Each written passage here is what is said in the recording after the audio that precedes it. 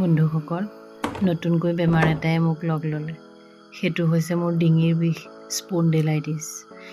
এই বাকচটো দেখিলেই এতিয়া গম পাব মই কি আনিলোগৈ।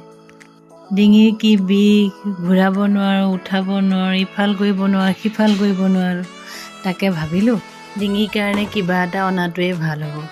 তাকে ভাবি পেলাই যোৰহাটৰ দেৱাল ৰোডত থকা মেডিকেল ছাপ্লাই ষ্ট'ৰ মনিচনলৈ গ'লোঁ আৰু এডাল ডিঙিত মৰা বেল লৈ আহিলোঁ। ডিঙিৰ এই বেলডাল মাৰিলে হেনো ডিঙিটোত এটা ছাপোৰ্ট পায় আৰু যি বিষ হৈ থাকে সেই বিষখিনি কমি যায়।